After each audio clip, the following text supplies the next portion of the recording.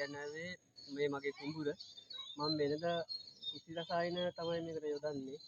දැන් මේ සැරේ මම මේකට යෙදුවේ මිරිකල් බයෝග්‍රීන් කියන කාබනික පොහොර. මම මේක දැනගත්තේ මේ සැරේ. ඉතින් මට මේ සැරේ මේ කුඹුර දැන් මේ බලන්න මේ බෝල් නෑ. මේ ලස්සනට ගොයම් කරල් ටික තියෙනවා. මම මේ කුඹුරට පැරිසුත් ක්‍රමය තමයි දැම්මේ. පළවෙනි මුරේ යූරියා ගහලා දින 5න් 6න් විතර මම මේකට මිරිසිය ගානේ යෙදුවා. ඉතින් මේකට ඇත්තටම කියනවා නම් අර වෙනදා වගේ කුසි රසායන ගහන්න ඕනේ නැහැ. ගොඩාක්ම මේ සැරේ වියදම අඩුවෙන් තමයි මේ කුඹුරට ගියේ. ඉතින් මේ ගොයම් පඳුරු ගැහුවා. ආස්සන්න හොඳ බවක් පේනවා. බෝල් ගතියක් නැති බව පේනවා. ඉතින් මම කියන්නේ අතර මේ මිරිකල් බයෝග්‍රීන් කියන මේ කාබනික පොහොර එක 100% සාර්ථකයි. මේ සාර්ථකයි. මේ ආස්සන්න හොඳ බවක් පේනවා. ඉතින් මේ 100%ක්ම මේ දැන් අර කුසි රසායන දන්නේ නැහැ. දැන් මම වෙනදා මේකනේ එක දෙක පූදිනකොට මැස්සන්ට තෙල් ගහනවා. දැන් මේ සැරේ මැස්සන්ට තෙල් ගහුවේ නැහැ.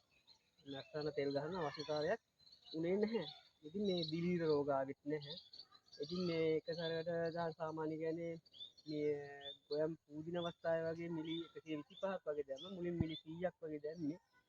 ඉතින් හරිම පාසි මම මේ ගොවි මහතුරුන්ට කියන්නේ අතරම මේ මිලිගම් බයෝග්‍රීන් කියන කාබනික පොහොර හොඳයි. මේක ඔබත් එකවරක් බලන්න අත්හදා බලන්න එකවරක් හරි මේක යොදලා බලන්න.